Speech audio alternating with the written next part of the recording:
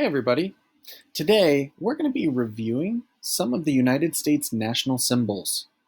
And stick around till the end where I give you your task for the week that has to do with the national symbols. Today we're going to be looking at how these national symbols have changed throughout history. Because as we've learned, national symbols reflect the country that they represent.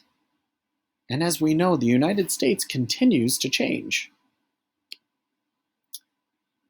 What are some of the most famous symbols that represent America? We have the bald eagle, the Statue of Liberty, and of course, our flag. Let's talk a little bit about the bald eagle. The bald eagle was chosen on June 20th, 1782 as the emblem of the United States of America because of its long life, great strength, and majestic looks, and also because it was then believed to exist only on this continent. However, did you know that there was another bird that could have been considered to be our national symbol? The turkey. The turkey was thought of to be a better representation by Benjamin Franklin. He said it represented a true original native of America and was a very respectable bird.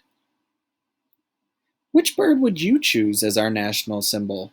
The bald eagle or the turkey? Next, we have the Statue of Liberty. As we've learned, the Statue of Liberty, which is found on Ellis Island in New York City, was a gift of friendship from France.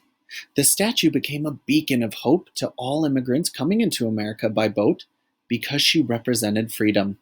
She has a famous quote written which says, "Give me your tired, your poor, your huddled masses yearning to breathe free, the wretched refuse of your teeming shore." That quote meant that at the time, America was willing to take anybody who wanted to escape and become free. That's what America stood for them. And one of the first beacons of that they saw when they were immigrating to our country on boats was the Statue of Liberty. Originally, when it was gifted to us from France, the Statue of Liberty was copper. So it had this copper color, kind of like a penny. But over time, copper changes color. And that's why today, the Statue of Liberty isn't copper colored anymore, she's green. Let's talk a little bit about the flag. The flag is one of our most important national symbols. On the flag, there are 13 red and white stripes that represent the original 13 colonies, and there are 50 stars to represent the 50 states. But this isn't always how our flag looked. Let's take a look at our flag through the ages. When the United States was first formed, there were only 13 colonies. This was one of the first flag ideas made for the United States.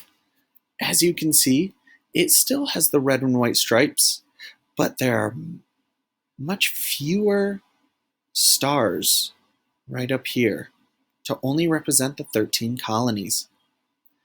Now, as more states were added to the United States, this led to conflict. And at one time, we had a civil war where the country was separated on its beliefs from the South and the North. The major belief separating them was that slavery was wrong. The South, or the Confederates, began their Confederate country with this flag. However, the Confederate flag had changed over time. But their flag had this many stars to represent how many southern states were going to be in their new Confederacy. The Union, or the northern states, when they banded together, decided to keep their flag. And as time went on, they added more states into the Union during the conflict. And as we know, the North won the war. And so this is the flag, or the idea of the flag, that we keep today. As you can see, Old Glory, or our current flag has changed quite a bit through the ages. What stayed the same are the red and white stripes. The major changes are the stars that represent the different states that make up the United States. What would be your best American flag? You have the very important task of changing one of our most important national symbols. Today, our flag represents many parts of the United States. However, there is always room for improvement. How would you change the American flag? Draw your own on a piece of paper, construction paper, or try creating one on the computer. Use the blank template and create what you think should be the new United States flag.